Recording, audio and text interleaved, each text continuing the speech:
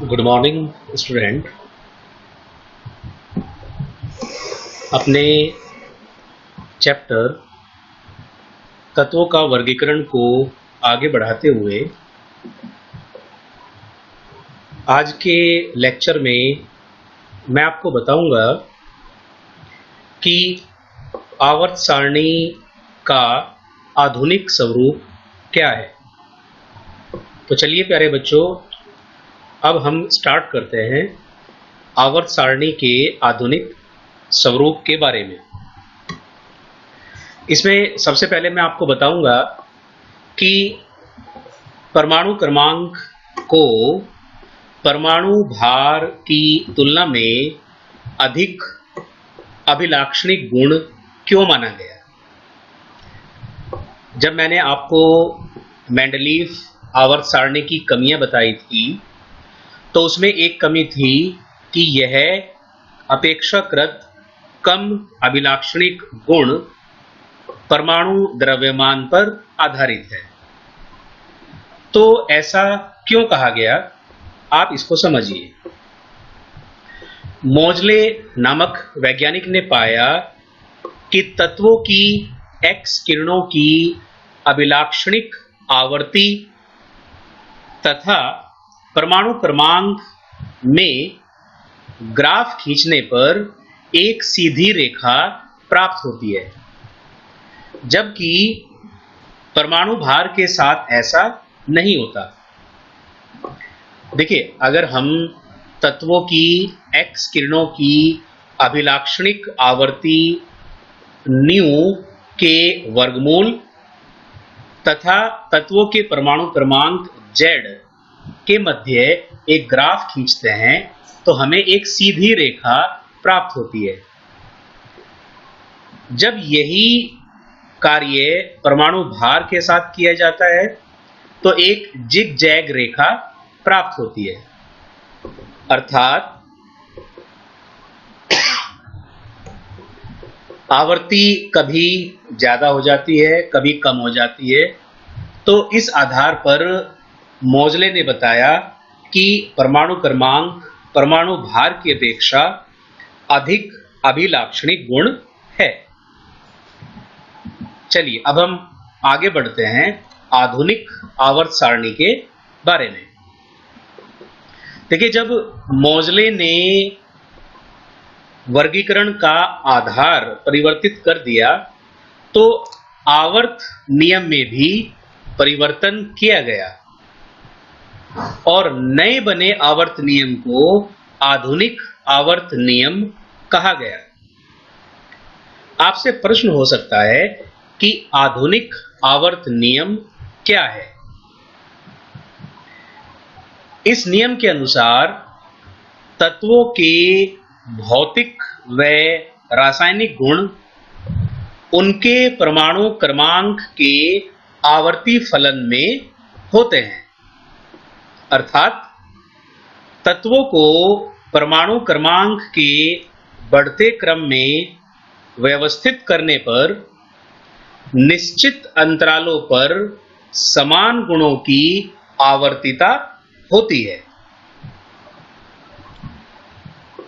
आधुनिक आवर्त नियम में परमाणु क्रमांक का उपयोग किया गया, जबकि मेंडलीव ने अपने आवर्त नियम में परमाणु भार का उपयोग किया था। तो इस आवर्त नियम पर आधारित नई आवर्त सारणी बनाई गई।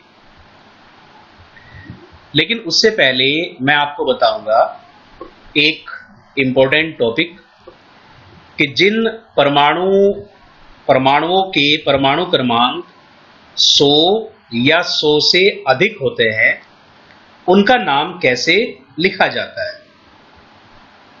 इस तरह के प्रश्न परीक्षा में प्राय पूछे जाते हैं। आपको कोई तत्व दिया जाएगा जिसका परमाणु क्रमांक 100 या 100 से अधिक होगा, तो आपसे उसका नाम तथा उसका प्रतीक पूछा जाएगा।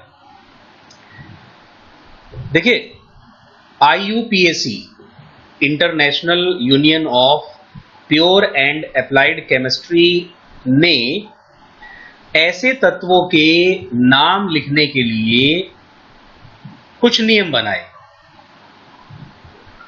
उन्होंने क्या किया कि यदि किसी तत्व का परमाणु क्रमांक 100 या 100 से अधिक है तो उसके परमाणु क्रमांक में आने वाले तीनों अंकों को एक नाम दिया गया।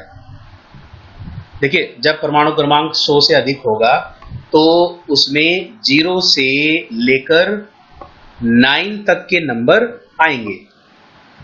तो 0 से लेकर 9 तक के नंबरों को एक विशेष नाम दिया गया और नियम ये बनाया गया कि तीनों अंकों के नाम को लगातार लिखने के बाद अंत में IUM जोड़ दिया जाएगा। अब देखिए, जो अंक हैं उनके नाम कैसे कैसे रखे गए। अंक हमारे पास हैं 0 से लेकर 9 तक। तो 0 का नाम रखा गया नील, 1 का नाम रखा गया अन, 2 के लिए बाई, 3 के लिए ट्राई, 4 के लिए क्वाड, 5 के लिए पेंट, 6 के लिए हेक्स, 7 के लिए सेप्ट, 8 के लिए ऑक्ट और 9 के लिए एन। इस तरह से किसी परमाणु क्रमांक में जो तीनों अंक आएंगे उनके लिए क्या नाम चुना गया है वो हमने यहां देखा। इसके साथ साथ नाम का पहला लेटर ये उस तत्व का सिंबल बनाने में उपयोग किया जाएगा। तो अब देखिए, हम उदाहरण से इस बात को समझते हैं कि नाम हमें कैसे लिखने हैं। अब आपके सामने जो पिक्चर दी गई है इसमें अलग अलग परमाणु क्रमांक वाले तत्व हैं। जैसे हमारे पास परमाणु क्रमांक है 101। यहां जो नंबर हैं वह है 101। तो 1 का नाम था अन, 0 का नाम था नील, फिर 1 आया तो इसका नाम हुआ अन। तो अन, नील, अन, आपने तीनों अंकों का नाम लिख दिया।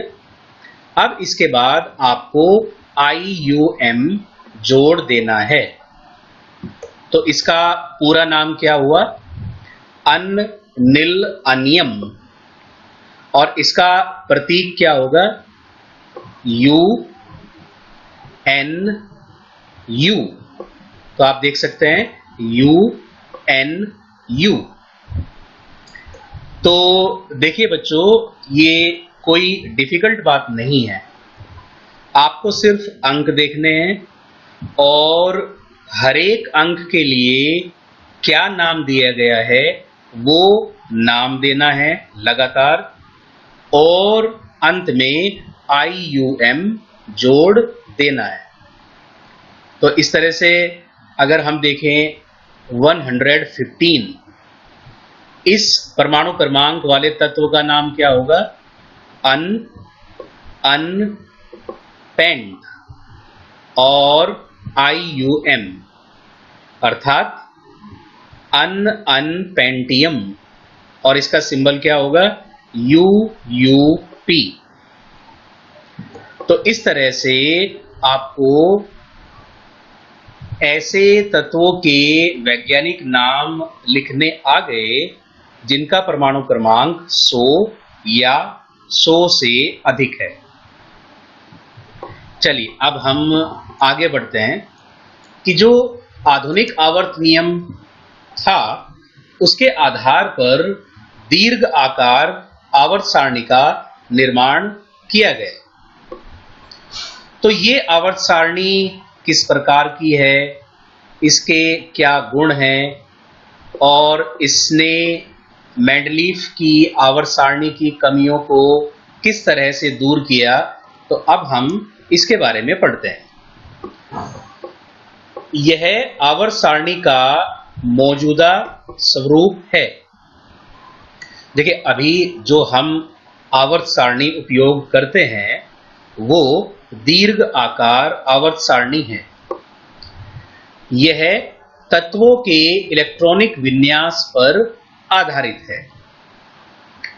जो तत्वों के इलेक्ट्रॉनिक विन्यास हैं ये इस पर आधारित है, अर्थात जो परमाणु क्रमांक है उस पर आधारित है। इस आवर्त सारणी में 7 क्षैतिज आवर्त हैं और 18 ऊर्ध्वाधर वर्ग हैं। देखिए, मेंडलीफ की आवर्त सारणी में 8 वर्ग थे। यहां उन वर्गों को 18 वर्गों में परिवर्तित किया गया, जिसके लिए सभी उपवर्गों को अलग अलग कर दिया गया। जो पहला जो आवर्त है इस आवर्त सारणी में, उसमें केवल 2 ही तत्व हैं, हाइड्रोजन और हीलियम, और इसको अति लघु आवर्त कहते हैं। दूसरा व तीसरा आवर्त, इनमें से प्रत्येक में 8 तत्व हैं और इन्हें लघु आवर्त कहते हैं। चौथे व 5वें आवर्त में प्रत्येक में 18 तत्व हैं और इन्हें दीर्घ आवर्त कहते हैं। छठे आवर्त में 32 तत्व हैं और इसे अति दीर्घ आवर्त कहते हैं। छठे आवर्त में 32 तत्व हैं और इसे अति दीर्घ आवर्त कहते हैं। जो 7वां आवर्त है ये अभी अधूरा है, इनकम्प्लीट है, और इसमें केवल 19 एलिमेंट्स रखे हुए हैं अभी तक। देखिए, मूल आवर्त सारणी के नीचे की तरफ लेंथेनाइड तथा एक्टिनाइड तत्वों को अलग से जगह दी गई है। एक वर्ग के सभी तत्वों के गुणों में समानताएं पाई जाती है। किसी आवर्त में बाएं से दाएं चलने पर गुणों में क्रमिक परिवर्तन होते हैं। यद्यपि दीर्घ आवर्त सारणी में लगभग सभी कमियों को दूर कर लिया गया है। देखिए, जैसे मेंडलीफ की आवर्त सारणी परमाणु भार पर आधारित थी, ये परमाणु क्रमांक तथा इलेक्ट्रॉनिक विन्यास पर आधारित है। वहां भारी तत्वों को पहले रख दिया गया था, हल्के तत्वों को बाद में रखा गया था। यहां ऐसी कोई समस्या नहीं है। वहां उपवर्गों के तत्व एक दूसरे के साथ मैच नहीं करते थे, यहां ऐसी कोई समस्या नहीं है। लेकिन अभी भी 2 समस्याएं इस आवर्त सारणी में हैं। एक तो जो लेंथेनॉइड्स हैं और एक्टिनॉइड्स हैं, इनको मूल आवर्त सारणी में जगह नहीं मिल सकी। जो मूल आवर्त सारणी है ऊपर की तरफ, इसमें जगह नहीं मिल पाई और इनको बाहर रखा गया। दूसरी जो कमी है वो है हाइड्रोजन की स्थिति। हाइड्रोजन की स्थिति यहां भी विवाद का विषय है, क्योंकि इसके कुछ गुण वर्ग 1 के तत्वों के साथ मिलते हैं तथा कुछ गुण वर्ग 17 के तत्वों के साथ मिलते हैं। तो इसलिए यहां भी अभी ये 2 कमियां उपस्थित हैं। तो देखिए प्यारे बच्चों, आज हमने पढ़ा आधुनिक आवर्त सारणी के बारे में।